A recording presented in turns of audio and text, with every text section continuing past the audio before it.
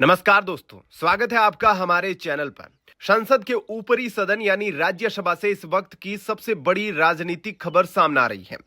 केंद्र में सत्तारूढ़ एनडीए का कुनबा एक बार फिर बढ़ गया है और अब भारतीय जनता पार्टी के नेतृत्व वाला यह गठबंधन राज्यसभा में 2/3 बहुमत के जादुई आंकड़े को छूने के बेहद करीब पहुंच गया है। यह खबर मोदी सरकार के लिए इसलिए भी सबसे ज्यादा अहम है क्योंकि सियासी गलियारों में चर्चाएं तेज हो गई है कि सरकार जल्द ही देश में परिसीमन और महिला आरक्षण कोटा पूरी तरह प्रभावी ढंग से लागू कराने वाले बिल को एक बार फिर नए सिरे से संसद में पेश कर सकती है। आज के इस वीडियो में हम समझेंगे कि राज्यसभा का नया गणित क्या है, एनडीए जादुई आंकड़े से कितनी दूर है और क्या वाकई महिला कोटा बिल का रास्ता साफ होने वाला है। वीडियो को आखिर तक जरूर देखिएगा। सबसे पहले समझते हैं कि इस वक्त राज्यसभा में एनडीए की अपनी ताकत कितनी है। सदन की मौजूदा स्थिति को देखें तो 242 सीटों वाली मौजूदा राज्यसभा में एनडीए के पास अब अपने 141 सांसद हो चुके हैं। हालिया शपथ ग्रहण के तहत गुजरात से बीजेपी के जितेंद्र मेघजीभाई कंजारिया और मानसिंह मेरामन परमार, कर्नाटक से एम नागराजा और मध्य प्रदेश से तरुण चुग ने राज्यसभा सदस्य के तौर पर शपथ ली है, जिससे एनडीए का कुनबा मजबूत हुआ है। मनोनीत और निर्दलीय सांसदों के रोल की बात करें तो एनडीए की अपनी ताकत 141 के अलावा सदन के 10 मनोनीत और स्वतंत्र सांसद भी सरकार के पाले में खड़े दिख रहे हैं। अगर इन्हें भी जोड़ लिया जाए तो एनडीए का कुल आंकड़ा 151 तक पहुंच जाता है, जो साधारण बहुमत से काफी ज्यादा है। अब बात करते हैं उस जादुई आंकड़े की जो महिला कोटा या परिसीमन जैसे बड़े संवैधानिक संशोधन बिलों को पास कराने के लिए जरूरी है।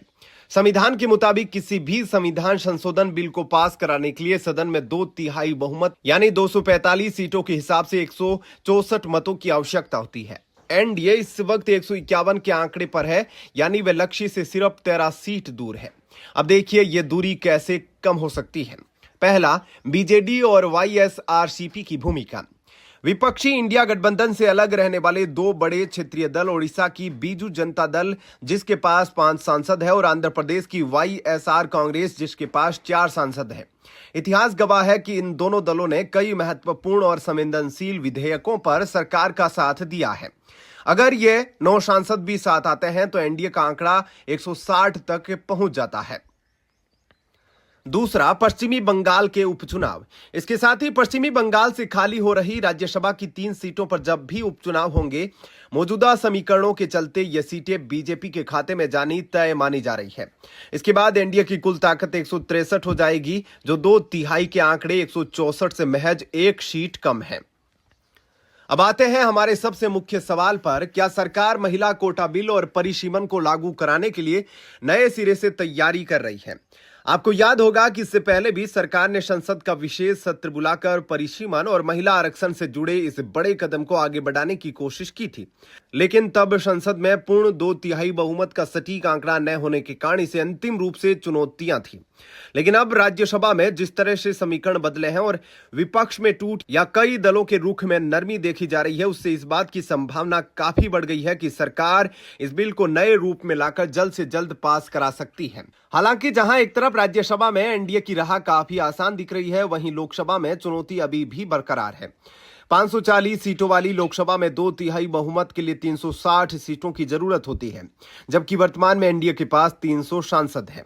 राजनीतिक गलियारों में चर्चाएं हैं कि यदि लोकसभा अध्यक्ष द्वारा विपक्षी दलों के कुछ बागी सांसदों के विलय को मंजूरी मिल जाती है, तब भी एनडीए को लोकसभा में 2/3 बहुमत के लिए कड़ा राजनीतिक तालमेल बिठाना होगा।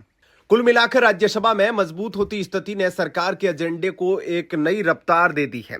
आने वाले दिनों में संसद का सत्र बेहद दिलचस्प होने वाला है, जहां महिला कोटा और देश के नए परिसीमन पर बड़े फैसले देखने को मिल सकते हैं। इस पूरे राजनीतिक घटनाक्रम और राज्यसभा के नए समीकरणों पर आपकी क्या राय है? क्या आपको लगता है कि सरकार महिला कोटा बिल को इस बार आसानी से लागू कर पाएगी? अपनी राय हमें कमेंट सेक्शन में जरूर बताएं। अगर आपको यह निष्पक्ष और तथ्यात्मक रिपोर्ट पसंद आई हो तो वीडियो को लाइक करें, अपने दोस्तों के साथ शेयर करें और स्वतंत्र पत्रकारिता को सपोर्ट करने के लिए हमारे चैनल को सब्सक्राइब करना न भूलें। धन्यवाद, मिलते हैं अगले वीडियो में। जय हिंद।